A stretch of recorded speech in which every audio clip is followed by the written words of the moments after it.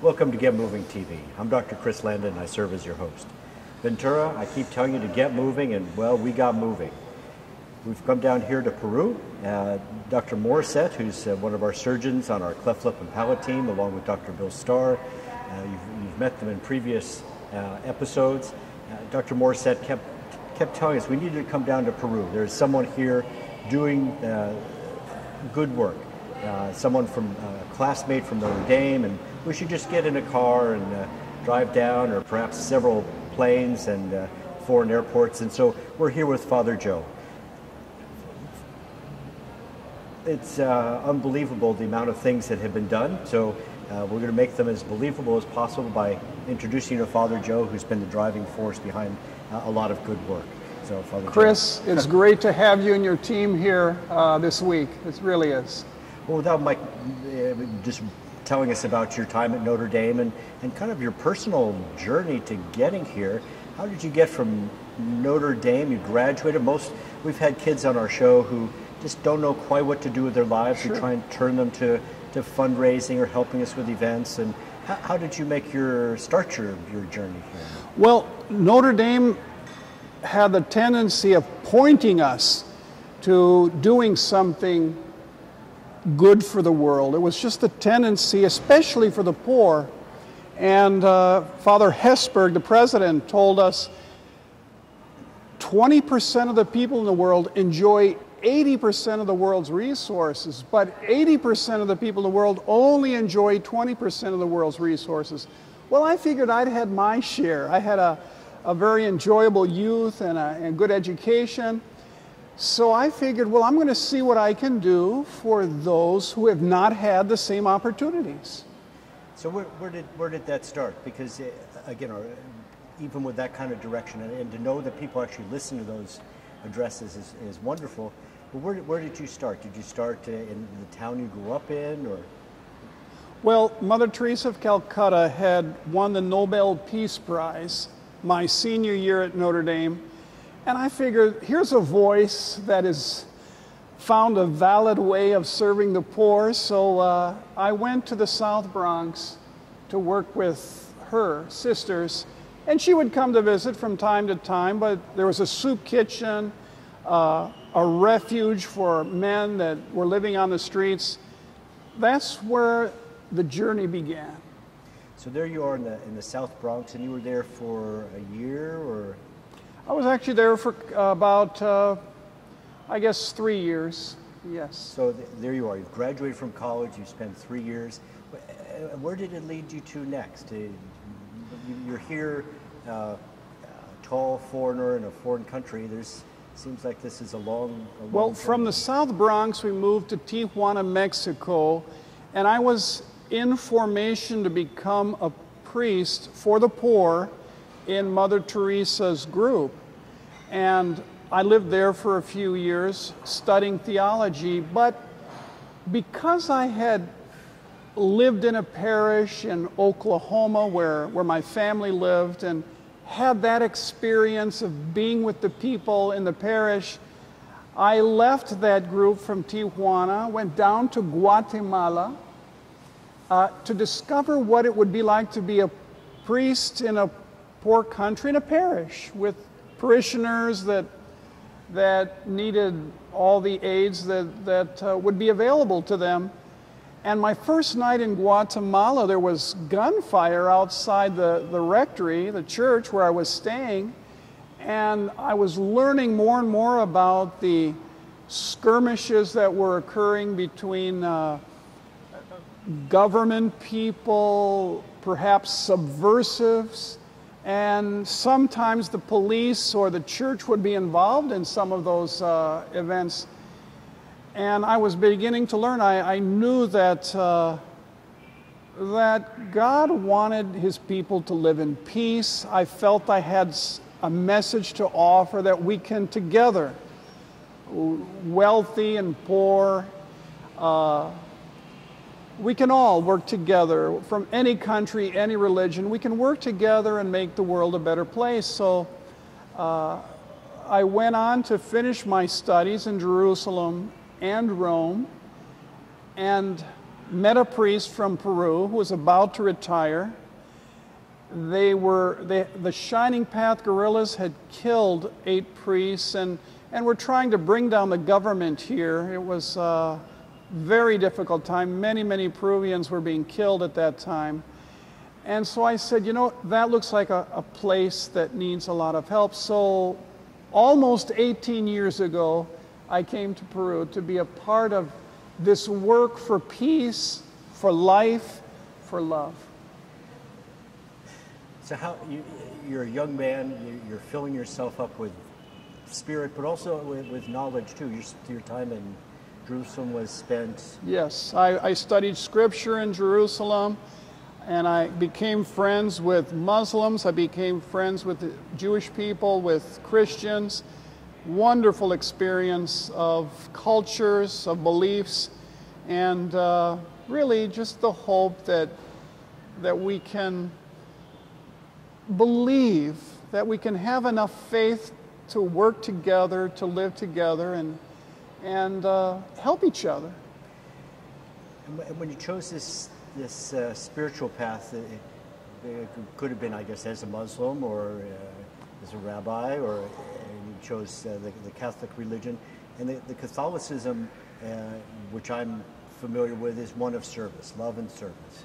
And within the Catholic Church and the organizations here and the politics here, what part of the Catholic Church appealed the most? Is there an order that gave you that freedom to meet your spiritual Well, needs Mother as well? Teresa of Calcutta really was my hero. She wanted to help the poorest of the poor. And the way she wanted to help them was by doing little things with great love. And that appealed to me. I did not see myself as a person that could do great things. No, not me. But I believed that I could do little things with great love. And so I was learning from her that that would be a road that I could take. And Mother Teresa, her support came from many people. Your works here, the small things that you're doing, who supports those? Well, many people. I do have relationships with parishes in Oklahoma, in Milwaukee, in Chicago that support the work for the poor. They believe that this work will be done. They trust us. And a wonderful staff has been formed here in Peru to carry out the works that so many people want to support. So there are people in the United States, especially in parishes, that support these works. Well, our crew went out, the group from the United States, and we went out to one of the churches and saw the gifts that were received from your parishioners, the clothing and Yes. And it was the way it was done. It was done with love. It was done in a way that welcomed people in, that allowed them to welcome these gifts into their home. I've been amazed walking the streets why so many people seem to be dressed so stylishly, and the latest in Japanese T-shirts and the like, and I think that gave me a hint as to why. And I'm hoping your parishioners will see through video what it is, how these things ended up for them. I do too. We want to provide a trustworthy environment. So many people want to help, but they want to know that the help that they offer truly is getting to those who are in need. We try to assure that, as you mentioned, in a loving way, in a way that respects the dignity of the person who's receiving the service or the gift, that they don't feel belittled, or we do not create in them a sense of an entitlement or a sense of greed or ambition, just rather that we see that you could use some help. We would like to share this with you. And the response from these people, which we enjoy seeing, is one of gratefulness. Thank you. Thank you. We did have a need, and we are grateful that you were able to help us. Well, there's several little things, of course, that you've done here, and I'd like to really go over them kind of one by one and how they got there. We read, I think one of the Nobel Prize winners recently has started this small lending, micro banking, the like. What kind of need do you see here? The shining path and what happened to Peru in terms of being in a functioning economic exporting nation was destroyed. And we started talking about that last night. Tell us a little bit about that journey and what happened to the economy and how this micro banking can be helpful. Well, that movement that really was one of terror came to an end. The people were captured and imprisoned, and Peru has been in a process of rebuilding, of gaining confidence from the outside world that Peru can be a safe and wonderful place to visit and to even foster development. And so when I arrived, Piura, this town here, was very impoverished, had many needs that were not being met. So little by little, we began to reach out to those needs. One of the things that we are now doing are microloans, and the value of lending small sums of money to people without any interest from our part, and allowing them to try and better themselves, opening a little neighborhood store in their home where they can sell rice and beans and eggs and things for the neighbors. Or one fine program that's been developing over the years is to help farmers. We started with one farmer, helping him plant crops in his field, and then he said, could we help some of my friends? 25.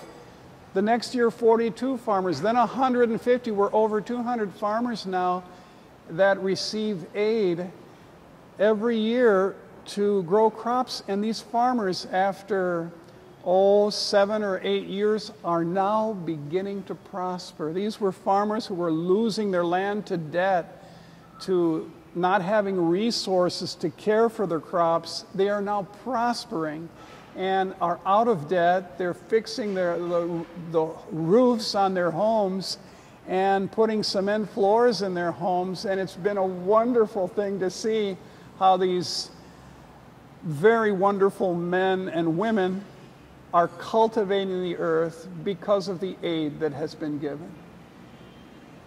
I was trying to do the math last night at the table there, and it costs about $2,000 for the rice seed, and they've been through cotton and grapes and seem to have come up with a crop that works. That's right. And if you take 2,000 and start multiplying it by 100 farmers, that's where did you find that kind of funding? Well, there were a few farmers in Wisconsin who wanted to help out, and so it started with some farmers in Wisconsin. And then a few others caught on to the idea, and some help from Oklahoma, from Chicago. And then at one visit I had to Oklahoma City, a fine young man with 4 little girls and his wife heard the stories of what we're trying to do here in Piura, and he had been very successful in the oil business. And he's a real cowboy from Oklahoma, but he's been very successful in oil. And he said, you know, I've been blessed by God, and I would like to help your people. What would be the best way to help? And I said, you know, we have so many farmers who would love to have a chance just to grow crops on their land. They're losing their land. They're experiencing more and more poverty. And he said, I'll be happy to help. And so most of that money has come from an individual who was able to help us in that way. And these 200 farmers receive at least $2,000 apiece to grow their crops, and then they pay it back. We have 100% payback on the loans from them, and they are just thrilled. They're just very grateful for this change in their fortunes. Yeah. Among the other little things, we know that alcohol and drugs can be a problem, and for a church to lose a parishioner or to see an abused family, someone who's struggling, and with the amount of poverty here, alcohol can be kind of a self-treatment. do you have any programs for men and women who have problems with alcohol? Absolutely. We firmly believe in a 12-step program, and we have Alcoholics Anonymous meeting here every night of the week. So they've really found a home here where they have their own room that is really their own, that they meet in from 8:30 to 10 o'clock at night. And that has been functioning for really as long as I've been here, the past 17 and a half years. And what a wonderful group of men and some women, but mostly men, who have suffered and yet are helping each other to carry the burden of their suffering. And besides that, because of the need we found, a drug rehabilitation, a residential drug rehabilitation center has been established. That has also been functioning for about 18 years. And a wonderful place where I was out there this morning, Chris, just wonderful men who are trying their best to leave behind the addiction of crack cocaine and any other drugs they may have been familiar with, but mostly it's crack cocaine around here. And they're just finding new life. They've been in the streets. They've been involved in thievery to sustain their habits, and in a poor country, it is just one plague upon another. And so to find a place, a beautiful place that's been built by visitors who've come to Peru from the United States, to find a beautiful place where they can live and help each other.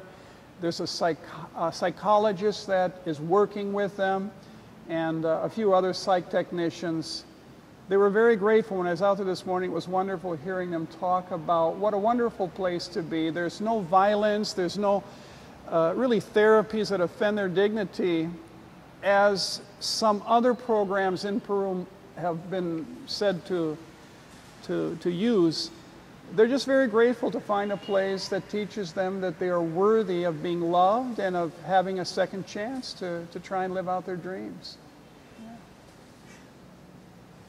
Well, spiritual fortitude, we've talked about that, because being in an area where there's about 40% unemployment, an agrarian economy that's just beginning to restart, and yet when we go to your church, it's filled with joyousness. And how many people attend your church? Well, on the weekends, we would have over 10,000 people on the weekends, because most of the people are of the Catholic faith, and I believe that the circumstances in which they live do point them to depend upon their Creator, to believe in God, because their circumstances either push them to despair because their circumstances are so difficult, or to trust that someone, their Creator, truly will take care of them. And I think you've found, Chris, that so many people here, even in their poverty, are filled with joy and acceptance and are moving through life. I've seen it for over 17 years, are moving through life with a real spirit of that life is filled with riches, not material, but the riches of their family, their friends, a sunny day, a peaceful place to live in. This has been edifying to me, and really I think we all want to learn how to be happy and joyful with what we have. Many of them have deep needs, and yet try as best they can with faith to live a full life. Well, in the Middle Ages, the church has been an edifice, a representation of heaven. You might live into your 20s or 30s with the plague and everything else. The edifices that you've created here, for example, for when people come down on mission to stay, movie theater for some people hadn't seen movies before and a little afraid, kind of like that first silent movie with a giant train. They were afraid the train was going to come into them.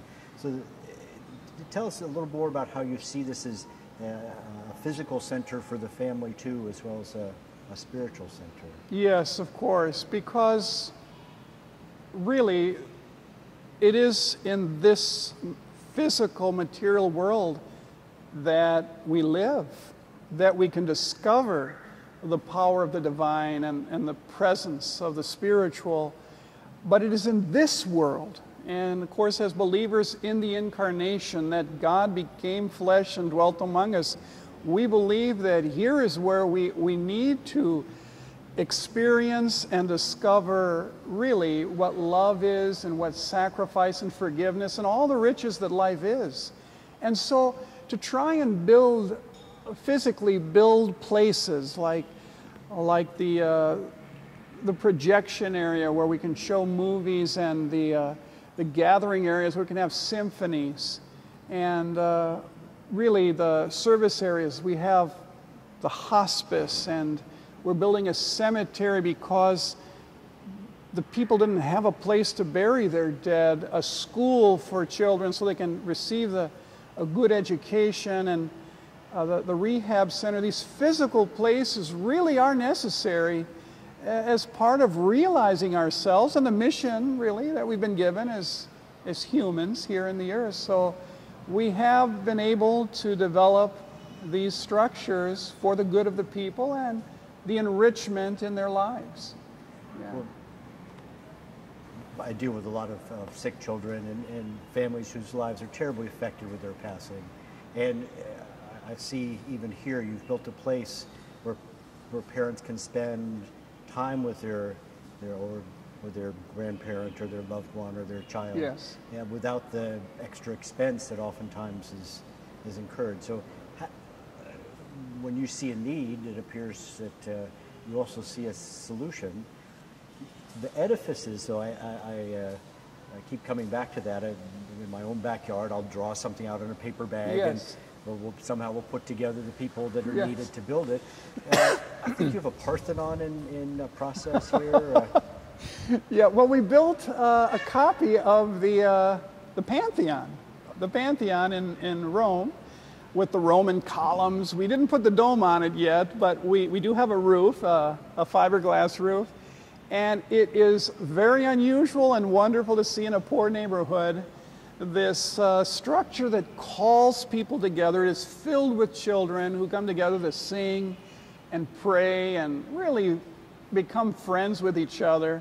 So yes, we have built a number of structures. I'll hand our humble builders, very capable, but humble builders that live in pretty simple homes themselves, but have developed the talent of working with cement and rebar and brick. I'll hand them a photo and I'll say, can you build this? A photo I pulled off the internet or out of a book.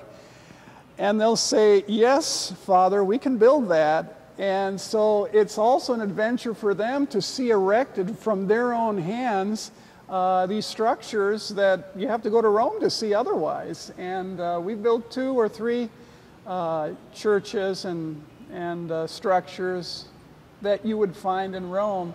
It's very exciting for the people to use those and to see them in their neighborhoods. Yeah. Well, the other thing we build are young minds, and being able to find our way out of poverty requires education.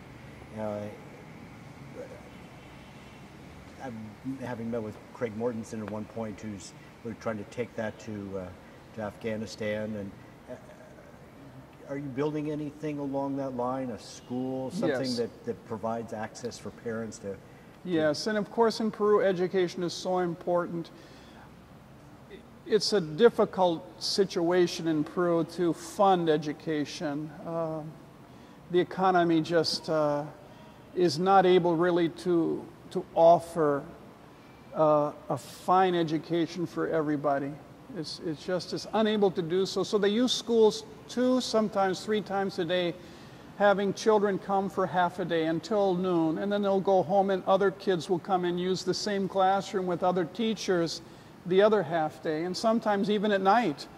So once again, it's the lack of resources. These are the 80% that only have 20% of the resources. Fewer schools, fewer books, really fewer teachers, I guess, too.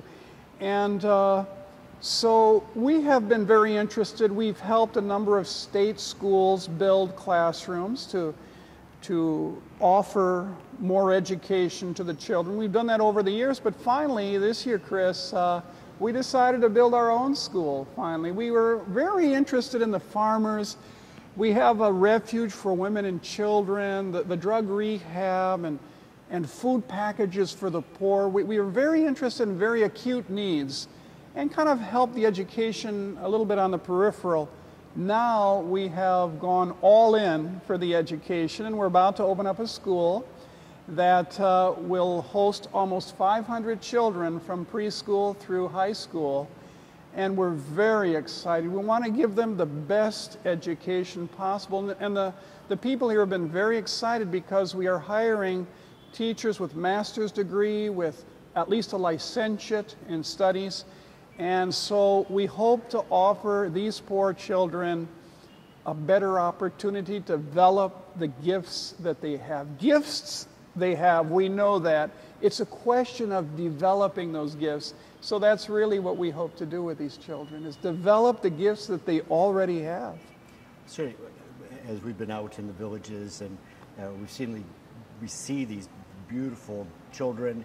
We see parents sometimes are dragged down a little bit, but as they wave from the truck, the inner child comes back too. Yes. But what we see as we do these clinics are health problems, and I think that's you've had some people come down and help with cataracts, with the effect of the heat and the dust and the sun in terms of pterygiums, and really saving people's eyesight. And we've had the opportunity to work in that clinic setting that you've been building up. Yes. We're really looking forward to doing a telemedicine to be able to continue this communication. That would be wonderful, to be able to use the talents and gifts of physicians in the United States for the problems here in Piura, a desert town that has no tourism. It is somewhat remote as far as a town in Peru is concerned. To be able to receive that kind of expertise from Ventura or from any place. San Francisco, Milwaukee, yes, Chicago. From any place, to be able to receive that kind of consult for the sick, we are very excited about this possibility, yes, and this development, because we have people with real needs that just don't have access to those who are skilled in treating those needs. And so this will be a great leap for us to be able to engage in this teleconferencing. Yeah.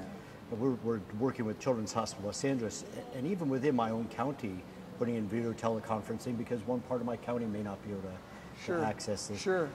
Dr. Perlmutter and you, I think we're talking about just something as simple as screening for diabetes, as having a machine that can check the level of sugar over months, of getting patients medications, simple, inexpensive medications, screening for hypertension and treating hypertension. So I know we're going to move your focus.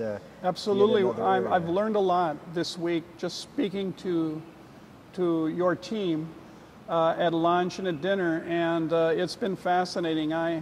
We have a wonderful nursing team, and yet I'm learning about the importance of giving emphasis to certain things like hypertension and things that really have affected the people. Many people have suffered strokes and death that with a little bit more care would not have suffered those. And that's unfortunate. So we're hoping now, with the knowledge that we're gaining from your visit and from the visit of others, to be able to improve the lives of so many people who are suffering from these things, but it's going undetected, or they don't know about the services that are available, or we really haven't been offering those services. So now we will begin to promote some ways of reaching people so as to take care of them better. I think that as I was in clinic, I saw Crouzon syndrome, had someone who needed surgery, follow-up for tetralogy of flow. He'd had surgery in the first year of life. He's now age 7. Mother has no way to get down there. A depressed teenager, a mother who is so worried about her child's health that the child was turning into an old lady before your eyes, having complaints that someone in their 80s or 90s might have.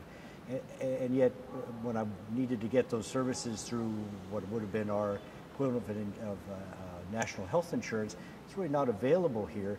And yet, Jeanette, if I write at the top, I need some assistance here, somehow all those things, with just little bits of money here and there, getting that child to Lima so that he can get to the specialist. What other services do you have here? Do you have the social services? What other services? Yes, we have a wonderful team of social workers that really respond to the needs that are presented to us. People really do see our parish as a center for services. So we have the social workers who can provide clothing, a food package, can go visit the home to see what the difficulty is.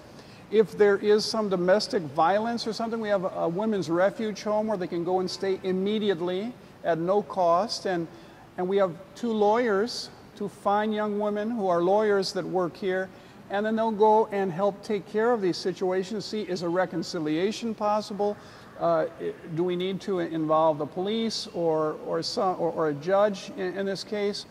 And so, in fact, we've had 2 women leave their children recently born. One was born the same day, the other looked like the child was less than a week old, on a pew in the church, because we're always telling them, we promote life. Let the child live, and bring it to us if you're unable to raise it, and we will find a good family that will raise this child, but give the child a chance to live. And so a couple women have brought their children, left them anonymously with us, and they have been wonderfully adopted. One was adopted by a family, 2 police officers, who fell in love with the child and now bring it to church and really see this child bouncing around. Our social workers, our lawyers, we have a psychologist that works here at the parish, we have a nursing team. They all come together to do what they have to do to try and help the people really meet a need that is being requested and kind of get through the dark moment and move forward. So really some wonderful Peruvian people who make up these servants of the poor here at the parish. We had the opportunity today to go to the Hospital Gaetan with our surgeon, Dr. Starr, to meet with Dr. De La Cruz, and the quality of medical care here is excellent, and making that connection here, their eyes lit up. They have a teaching program here, they have interns, residents, and really are seeing this as an opportunity to champion some of these causes. I just want to step back a little bit to the spiritual fortitude. Yes. I've been to your masses every night that we're here, and the spirit here is different from our Catholic Church. A little more. I don't know what is it that you're looking for? It would be the same faith, the same Catholic faith, the Mass, yet. The expression here, I think I would call it Caribbean. It is lively, it is charismatic. The music, the instruments that are used, the people are expressive. I must say it is very enjoyable, a very enjoyable expression of the faith for me to be a part of. And I really am grateful to the Peruvian people, the people here in Piura, who have shared that lively, really rhythmic way of living their faith in the liturgy. It has just been wonderful for me to live the liturgy with them in that way. When I go to Mass, I can feel my wife sitting there with me, and it makes for a joyous time for me to feel like I'm with her again. The hardest part is when people come and they're filled with what you fill them with. Tell us a little bit about what you have here for volunteers, and we'll try and put Ventura on your list. We would love to have volunteers come down and offer the gifts that they have. We all have been given gifts. According to one parable in scriptures, some receive 5, others receive 3, others receive 1. And the giver of the gifts doesn't seem to be too concerned about how many gifts are given. Some receive more than others. But the giver of the gifts wants to know, what have you done with what I've given you? And I think that is it. Everybody has something to give, whether it's one thing or 5. You know, some are good listeners and have more than one language to use and have maybe resources or something else. And another person may simply be able to help sew some clothes together to give to the poor. Whatever one has to give, we welcome their visit to come and do what they can. They can deliver food packages with our social workers. They can go out and build a home out of bamboo for someone if they're good with a hammer. Even if they're not, we'll teach them.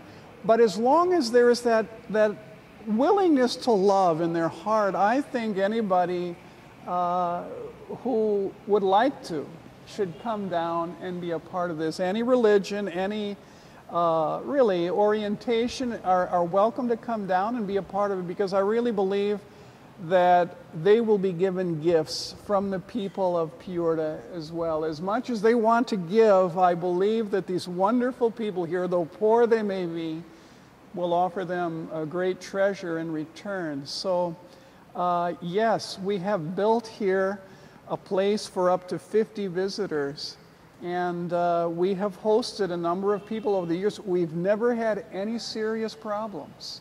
We've never had any serious problems. We've been very grateful and happy about the way everything has been happening here. And we've had people from all different religions and disciplines, and even from Africa. We had a student that was studying at Harvard who came down, and she just really enjoyed it. It was great having her down as well. So from all different places, a few from Europe, but mostly from the United States. They're welcome to come down, and we'll pick them up at the airport. We'll bring them back, give them a room to stay in, and get them connected to helping the poor in Peoria. Thank you so much for filling us with spirit and your parishioners with spirit as well. Ventura, it's time for you to join San Francisco, Milwaukee, Oklahoma, Chicago. It's time for you to come on down to Peru. It's time for you to get moving.